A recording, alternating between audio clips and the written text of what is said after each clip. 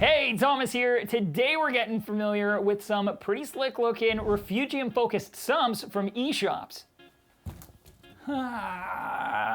There we go. So, if you're looking for said slick looking sump and want to harness the power of algae for your filtration system, or maybe just really love that icy blue and white theme, then stick around because we're jumping into it. While a sump in essence is just a box of water below the tank and can be as simple as a cheap glass aquarium and a sponge divider, modern reefers are looking to get more utility and convenience out of their sumps, not to mention something that isn't too hard on the eyes when you open up the stand. And it makes perfect sense. Having a sump tailored towards your filtration goals with baffles and features that make using it for that intended purpose easier and more convenient is just a no-brainer. Eshopps has designed the Aqua-Fuge specifically for those reefers looking to get the majority of their filtration needs covered by the all-natural nutrient-absorbing power,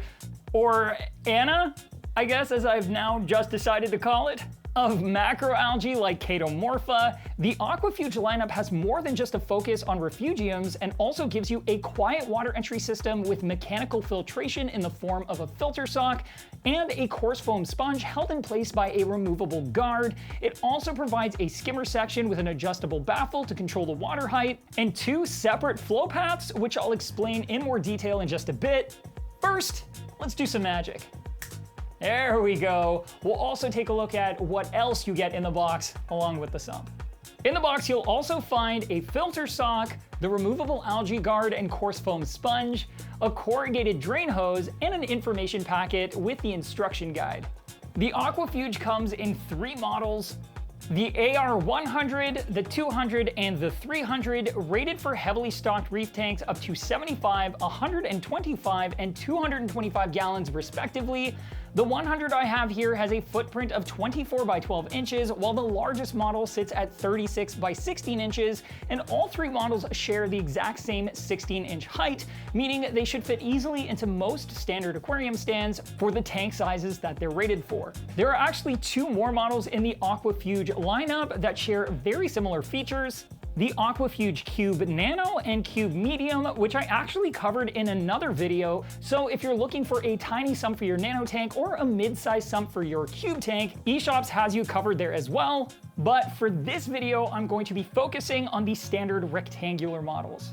When it comes to drains, the 100 has a single drain bulkhead, which is perfect for compact overflow systems like the X-Aqua In-Out that only requires a single drain line, while the 200 and 300 come with a pair of drain bulkheads, making them a great fit for herby-style overflow systems that utilize an emergency or backup drain. With that said, it is pretty easy to add an extra drain by having a PVC pipe suspended over top of one of the other chambers, so you can accommodate herby or bean animal style overflow boxes that require that extra emergency drain line. Now, before we dive into the separate individual sections and their features, let's take a look at that dual channel flow path that Eshopps uses with these sumps. Unlike most sumps that flow left to right from one chamber into the next in order, the Aqua-Fuge sumps separate into two separate flow paths. First, water enters the sump and then splits into two separate directions. The first path provides a small portion of the water to the refugium section, right around 2 3/4 of an inch off the bottom,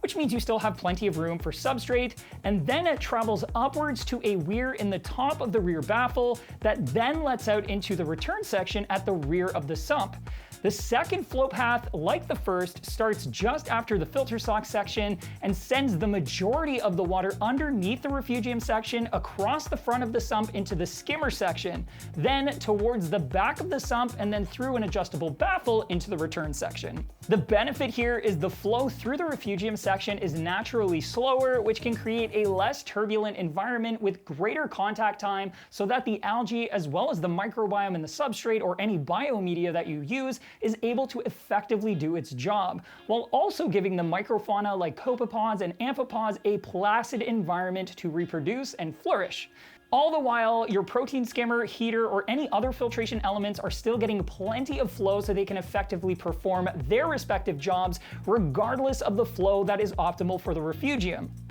So while it's not a design that we typically see, it sure does make a lot of sense when you're focusing on running a refugium.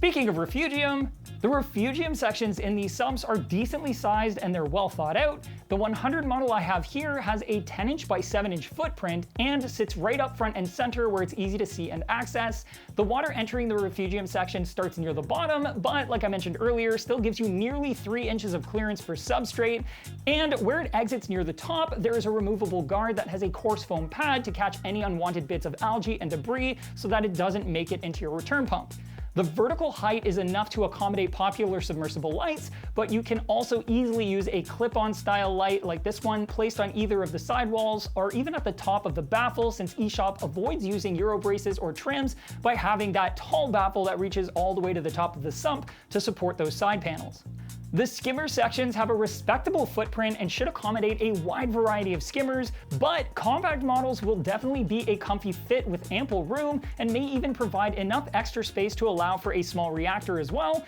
Eshopps included an adjustable baffle in these sumps, so you can adjust the water height from as low as 6 inches up to just over an 8-inch depth to best suit your particular model of protein skimmer.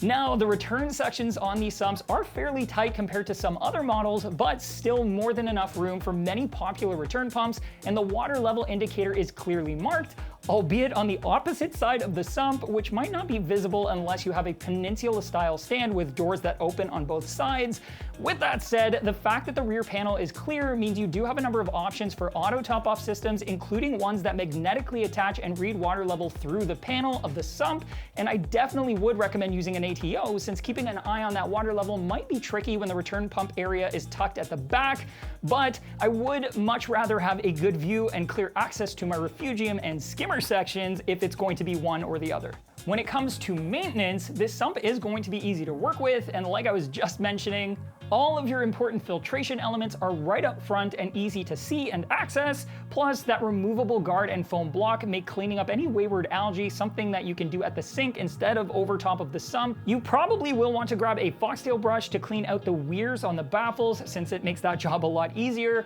and a small pump with a vacuum attachment will be a fantastic tool when cleaning up mulm and debris from any sump. The only really tricky area is that spot just below the refugium that attaches the water entryway to the skimmer section. But like I was saying, a small pump and a foxtail brush will make very quick work of any debris that might be hiding in that area. So if you're after a refugium-oriented sump and the Aqua-Fuge matches your reefing mantra, you can go ahead and pick one up for yourself by clicking right here.